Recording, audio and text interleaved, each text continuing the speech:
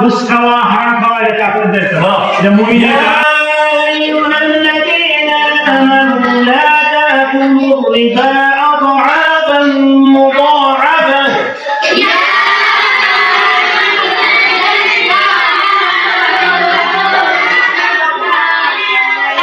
এখানে আল্লাহ সুবহানাহু ওয়া তাআলা মুমিনদেরকে ডাকতে বলতেছেন, হে ঈমানদারেরা, তোমরা চক্রবৃদ্ধি হারে সুদ খাও না।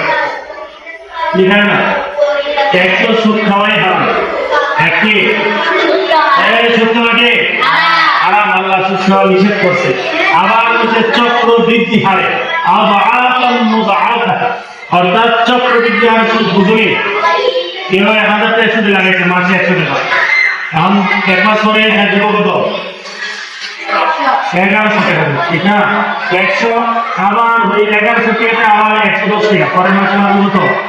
যতই করো কিভাবে আস্তে আস্তে একটা হাত দিতে হবে, বাড়তে বাড়তে চক্রবৃদ্ধি হার সুদ বলা হয়।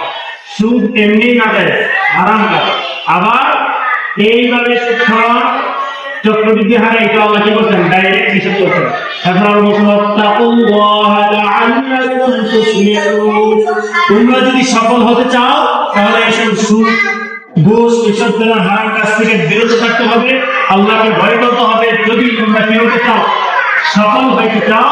আবার পরের আয়াতে বলছেন, সূরা আল ইমরানের 31 নম্বর আয়াতের মধ্যে আল্লাহ বলতেছেন, ওয়াত্তাকুন নারাল্লাতী উইদ্দাত লিল কাফিরিন। এই সুদ খাওয়া, ঘুষ খাওয়া, হারাম খাওয়া এটা কাফেরদের কাজ, এটা মুমিনের কাজ না। আল্লাহ এই জাহান্নামের আগুন বানাইছে কাফেরদের জন্য। কাদের জন্য?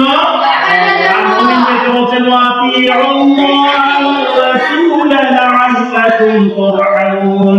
মুমিনরা, তোমরা যদি কি হইতে চাও, রহমত পাইতে চাও, তাহলে আল্লাহ এবং তার রাসূলের আনুগত্য করো। আল্লাহ রাসূল কি কইছে? সুদ খাওয়া লাগা, বুঝতে পারলেগা? হারাম খাইতে কইছে নি? সেগুলো খাওয়া যাবে না।